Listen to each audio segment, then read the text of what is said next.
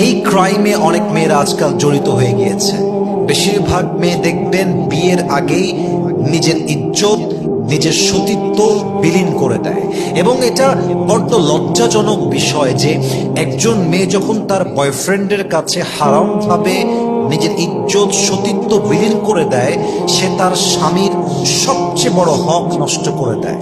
একজন মা হওয়ার সবচেয়ে বড় পরিচয় যে হতো, তার যে গৌরব হতো আমি পবিত্র একজন নারী, সে তার পবিত্রতা নষ্ট করে ফেলে। এবং এই দাগ যখন নারীর জীবনে লেগে যায়, নারীর জীবন নষ্ট করতে আর কিছু দরকার হয় না। এই একটা কলঙ্কের দাগ তার জীবনকে নষ্ট করতে যথেষ্ট হয়ে যায়, ঠিক কিনা বলেন?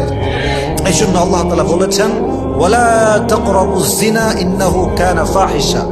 আয়াতের ব্যাখ্যা কতটা গভীর কথা। Just try to imagine this আয়াত, একবার ভাবেন। আল্লাহ বলছেন জেনা করো না, ব্যাপারটা এরকম নয়। জেনা করো না ব্যাপারটা এরকম নয়, বরং তোমাকে যেই কাজটা জেনার দিকে ডাকতে পারে এমন কাজের আশেপাশেও যেও না। আল্লাহু আকবার। যেখানে জেনার আশেপাশে যাওয়াও উচিত নয়, সেখানে নারীরা বিয়ের আগে ইজ্জত বিলীন করে দিচ্ছে। আল্লাহ আমার প্রত্যেকটা মা বোনকে হেদায়েত দান করুন। পড়েন সবাই আমিন।